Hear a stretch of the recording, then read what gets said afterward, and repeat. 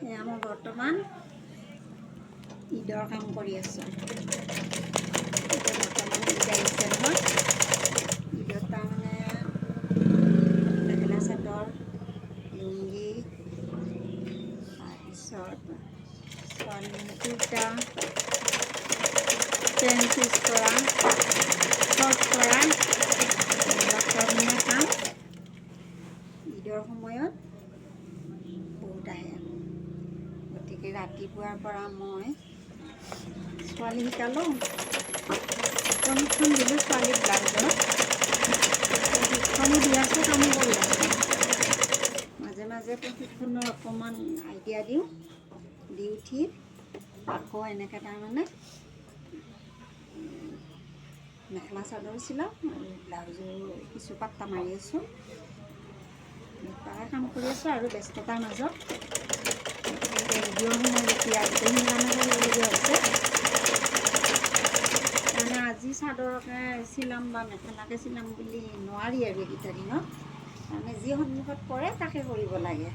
এই চাদৰ মেখেলা বনাই থাকোঁতে কোনোবা আহিছে, আহি কৈছে বাইদেউ মোক কুৰ্তি এটা সৰু কৰি দিয়ক, সেইটোও দিবলগীয়া হৈছে। আৰু কোনোবাই যদি কৈছে বাইদেউ পেণ্টটো চুইচ কৰি দিয়ক, তাকো কৰি দিব লগা হৈছে। গতিকে সকলোখিনি কাম এনেকুৱাকৈ কৰি আছোঁ আৰু।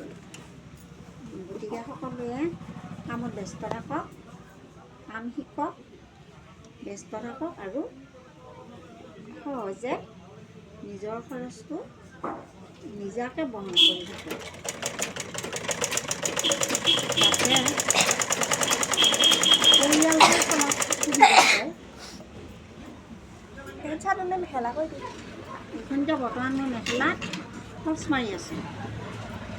ফল্চটো এনেকুৱাকৈ মাৰিছোঁ, এনেকুৱাকৈ যদি মেখেলাখন বোৱা যায় তেতিয়াহ'লে তাৰমানে ফল্চটো খচ নাখায়।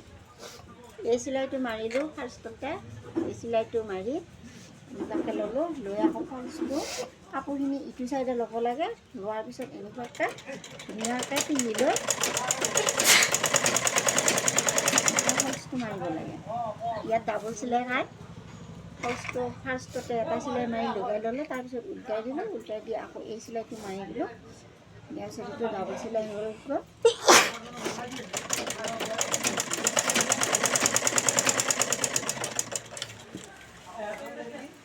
এয়া চাব।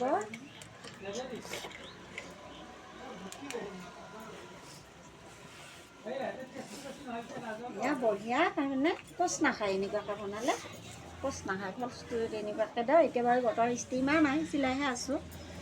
গতিকে ইস্ত্ৰি মাৰিম বাৰু। এয়া চাওক আপোনালোকে, ধুনীয়া ফিটিং হৈ আছে।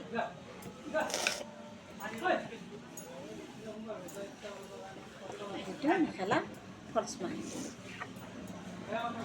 আজিলৈ আহোঁ বাৰু, নমস্কাৰ।